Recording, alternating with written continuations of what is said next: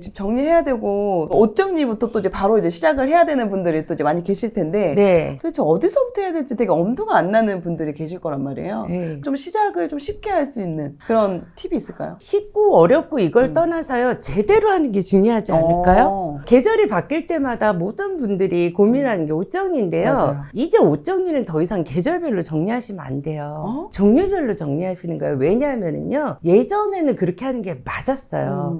왜냐하면 저희 어렸을 때만 해도 실내 이 주거 공간도 겨울엔 추웠어요. 맞아요. 그래서 내복 입고 있었고, 네, 그랬네요. 콧물 질질 흘리고 학교 가도 교실 되게 추워서 학교 가기 싫고 막 그랬거든요. 그런데 지금은 1년 365일 여름엔 시원하고 겨울에 따뜻해요. 그리고 기후 조건도, 기후 환경도 굉장히 불규칙적, 아시죠? 겨울 끝나갈 때 봄이 올래나 그런데 막 갑자기 여름 같아. 그래서 여름인가 그랬는데 갑자기 또 추워져. 그래서 이제는 옷이 계절마다 넣었다 뺐다 하는 시스템으로 정리를 하시면 1년 365일이 피곤해질 수밖에 없어요. 그래서 제가 공간의 용도를 정하세요, 이거를 굉장히 강조하는 이유가 그 공간의 용도, 여기는 옷을 수납할 거야 정했으면 이 공간은 누구 옷을 수납을 하고 이 공간은 누구 옷을 수납을 해서 종류별로만, 그러니까 티는 티끼리 쫙, 뭐 난방은 난방끼리 쫙, 외투는 외투끼리 쫙, 이런 식으로 해놓으면 딱 한 번 정리로 해서 두 번 다시 이사 갈 때까지 정리할 필요가 없는 그러한 시스템으로 정리를 하시는 게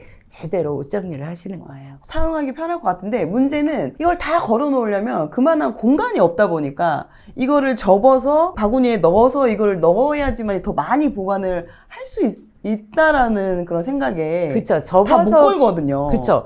접어서 바구니에 넣게 되면 그건 보관이에요. 사용이 아니라. 아시죠? 리빙박스에 들어가면 한번 나오기 되게 힘든 거. 맞아요. 그러니까 이제 계절 지난 거나 이러는 것들을 이제 넣어놓게 되는 거죠. 예, 그래서 제가 이러한 생각을 하게 됐던 이유가 뭐냐면은요, 제가 이렇게 봄에 방문을 했는데 봄이 끝나가는 계절인데 리빙박스에 봄옷이 그대로 들어있는 거야. 그러니까 미처 못 나온 거예요. 이러한 기후변화 때문에 타이밍을 놓치시는 거죠. 맞아요. 그걸 못 꺼냈잖아요. 그러면 입기는 입어야 되잖아요. 그러면 다른 거 사죠. 그죠? 네네.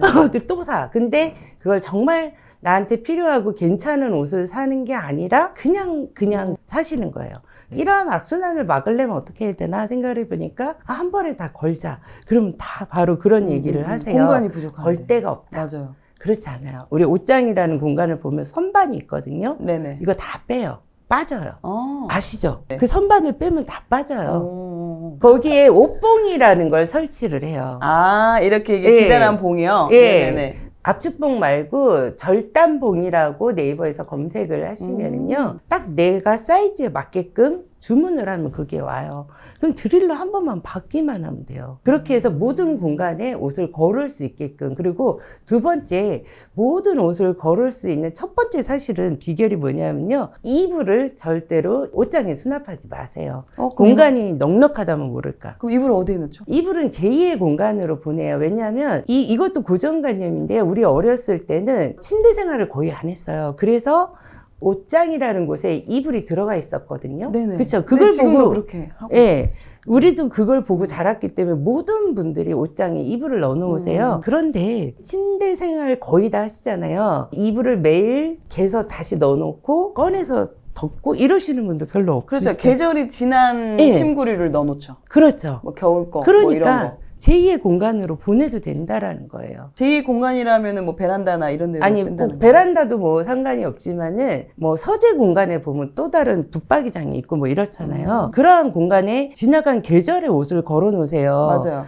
근데 그 계절의 옷이 안방으로 오고 이불이 글로 가주는 거죠. 이게 공간의 용도를 정하는 과정이에요. 거꾸로 하고 있거든요, 저도. 네, 그렇죠. 이불은 옷장에 넣고 오히려 옷은 리빙박스에 넣고. 그렇죠. 근데 오히려 이걸 바꿔주는 게 훨씬 낫겠네요. 그렇죠. 정리협회 대표인 또 이제 대표님께서 봤을 때 이런 거 사면 100% 후회한다 라는 것들이 있으실 텐데 몇 가지 소개를 해주시면 좋을 것 같습니다. 어떤 때는 이렇게 다 버려지려면 왜 샀지? 이런 생각이 드는 게 냉장고. 냉장고 정리할 때 보면은요, 또 그리고 팬트리 공간 정리할 때 보면 식품 같은 것들 대량 구매해서 쫙 바구니에 보기 좋게 쫙 넣어놓잖아요. 맞아요. 근데 보면 유통기한 다 지난 거예요. 지금 전쟁도 안 나는데 막 그런 거 막 사재기 해가지고 왠지 그 팬트리라는 거는 뭔가 물건으로 꽉 채워놔줘야 딱 딱 문 열었을 때 뭔가 든든하고. 근데 솔직히 말씀드리면 우리나라는 그 팬트리가 이제 식품을 저장하는 곳인데 외국은 이제 식품 사러 가면 멀고 또 배달 문화가 우리처럼 좋지가 않잖아요. 그러니까 그런 나라는 그런 문화가 있는 거고 우리는 저녁에만 놀러도 아침이면 새벽에 와 그러기 때문에 사실 식품을 저장하기보다는 그 공간을 우리 집에 맞게 다른 공간으로 유용하게 쓰시는 게 훨씬 더 효율적이에요. 그래서 저는 팬트리를 드레스룸 공간으로 바꿔드린 경우가 굉장히 많아요. 외투류, 그러니까 스타일러, 외투류 막 이런 거 가방만 딱 들어가게끔. 그러면 그건 한 번만 정리하면 이사 갈 때까지 할 필요가 없거든요. 일단 대량 구매하는 거는 줄여야 된다. 네, 그렇죠. 예, 그리고 이거는 진짜 꼭 알려드리고 싶은 건데요. 정말로 이제 여기 월급쟁이 부자들, 재테크에 관심이 많으신 분들이잖아요. 소비를 하면서 여러분이 부자가 되고 여러분 인생이 발전이 되는 게 있어요. 소비엔 세 가지가 있어요. 투자, 소비, 낭비가 있거든요. 똑같이 돈을 쓰는데 어떤 건 투자의 개념이고 어떤 건 그냥 소비고 어떤 건 낭비가 되는데요. 여러분 낭비가 뭔지 말씀 안 드려도 아실 것 같아요. 세일한다고 해갖고 문자 오면 그냥 내가 특별한 목적이 없어도 일단 가서 괜찮네 이러고 사오는 거. 이거는 낭비라는 거예요. 그래서 이제는 물건을 살 때 옷을 하나 사도 그렇고 하다못해 뭐 컴퓨터 용품을 살 때도 이러이러한 용도의 기능이 있는 물건을 사줘. 뭐 이런 식으로 얘기를 하게 되더라고요. 그것들은 나의 일상의 시간을 단축하고 일을 효율적으로 할 수 있거든요. 그럼 이건 투자의 개념이 되는 거고 소비는 이런 거죠. 휴지가 다 떨어졌으면 사는 거. 쌀이 떨어졌으면 사는 거. 이건 소비예요. 여러분이 이제 소비하실 때 낭비를 줄이고 투자의 개념으로 바꿔보세요. 나는 일할 때 어떤 거를 하면 더 효율적으로 할 수 있을까? 그래서 수납도구도 그냥 물건을 예쁘게 놓기 위해서 쓰는 건 낭비예요. 그런 것들 솔직히 많거든요. 속옷 수납도구라든가 뭐 3단 치마걸이라든가 꼭 쓰는 수납도구들이 있거든요. 그런 것들은 투자의 개념이 되겠죠. 그렇다면 반대로 요것만 사면 진짜 100만 원 아낄 수 있는 삶이 윤택해지는 그런 정리 꿀템이다 라는 게 또 있을까요? 진짜 많은 분들이 너무 간단하고 비용도 저렴한데 잘 모르시는 것들이 있어요. 특히 여성분들 이제 가을 되면 스카프 같은 거 많이 하시잖아요. 네네. 되게 멋스럽잖아요. 근데 스카프를 대부분 접어서 수납을 하세요. 예, 근데 우리가 한 번 했던 스카프를 다시 접어서 이렇게 넣어놓으시는 분들은 없거든요. 그러니까 갖고 계시지만 잘 사용을 안 하시는데 여러분 수건걸이 아시죠? 수건거리. 다이소에 가면 뭐 2,000원, 뭐 3,000원 이렇게 있는데요. 그 수건거리 하나 구매하셔갖고 여러분이 외출할 때 특히 봄, 가을에 스카프 많이 쓰잖아요. 네네네. 외출복이 걸려져 있는 옷장의 문짝에다가 그걸 설치를 하는 거예요. 엄청 쉬워요. 붙이기만 하면 돼요. 그리고 거기다 스카프를 걸어만 놓으세요. 그러면 옷 입고 스카프 바로 메고 하고 왔던 거 걸어 놓으면 또 다음에 사용을 하실 수가 있어요. 이러한 것들 여러분의 동선을 줄여주고요. 일상이 훨씬 더 편리해지시겠죠. 그런 것들은 또 어떤 게 있냐면요. 남성분들은 넥타이 걸이. 그래서 양복이 걸려져 있는 옷장에 설치하는 이렇게 넥타이 흘러내리지 않게 딱 눌림이 되는 것들이 있어요. 그래서 사용하는 것들은 거기에 걸어놓고 넥타이도 유행이 있잖아요. 네네. 넥타이 계속 사들이는 그런 일도 방지할 수가 있어요. 여성분들은 사실 가방이 많으시잖아요. 네네. 가방 안에 물건들이 되게 많이 들어가 있어요. 그냥 이렇게 놓으시기 때문에.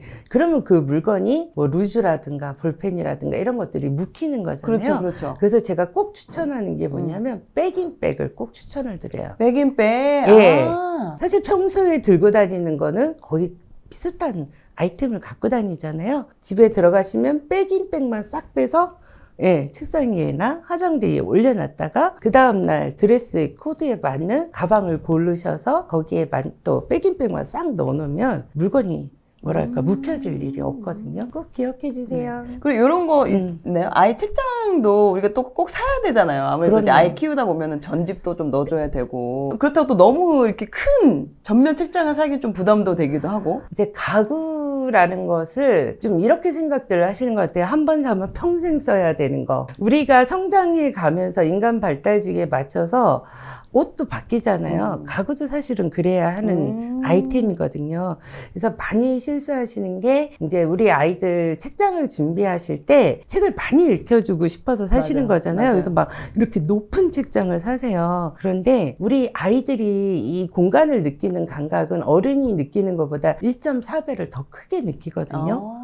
그러니까 아이들이 느끼기에는 엄청 커 보이는 어. 거죠. 그래서 그 공간이 오히려 위압감을 느껴요. 예, 그래서 너무 많은 책에서 흥미를 느끼지 못하는 거예요. 그리고 그런 책장의 특징이 이렇게 옆으로 꽂히잖아요. 그러니까 아이들한테 흥미를 유발하지 못하는 거예요. 이렇게 꽂히니까요. 예, 네. 그래서 처음에 아이들이 책 읽는 습관을 갖게 해주시려면요, 많은 책이 필요한 게 아니라요, 아이가 흥미를 가질 수 있는 책장이 굉장히 중요해요. 슬라이딩 전면 책장이라는 게 있어요. 앞에 도어가 있는데 슬라이딩으로 왔다 갔다 하는데 책을 이렇게 앞에는 꽂는 네네네. 거죠. 이 표지를 다 볼 수 있는. 네. 어. 옷 사러 가면 옆으로 걸려 있으면 눈에 안 띄는데 마네킹이 입고 있으면 맞아요. 눈에 확 들어오잖아요. 맞아. 그거랑 똑같아요. 그리고 아이들 책은 대부분이 알록달록하니까 당연히 아이들이 눈이 갈 수밖에 없죠. 그럼 손이 가면 읽게 돼요. 그리고 쉽게 꺼낼 수가 있잖아요. 이렇게 있으니까. 네네. 그래서 가구를 선택할 때도 아이들 눈높이에 맞는 거, 이게 반성하게 너무 되네요. 중요해요. 제가 참 안타까운 게 책을 많이 읽히시겠다고 왜 거실 전체를 책꽂이로 해서 아이들 어린데 네, 저희 집이 그렇게 네, 해가지고. 책을 쫙쫙 넣어놓으세요. 이렇게 해줬는데도 책을 안 읽어. 이렇게 이제 판단을 하시고요.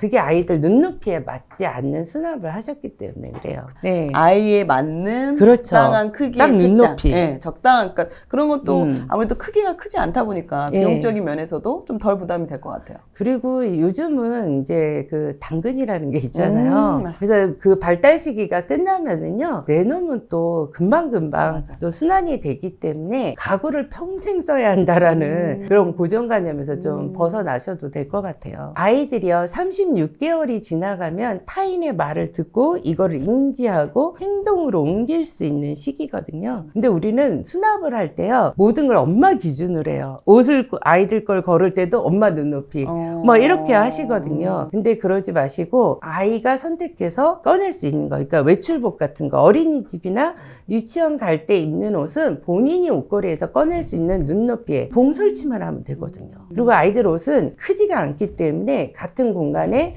약간 위아래로 이렇게 맞아요, 비스듬하게 맞아요. 걸어도 두 가지를 다 걸을 수가 있어요.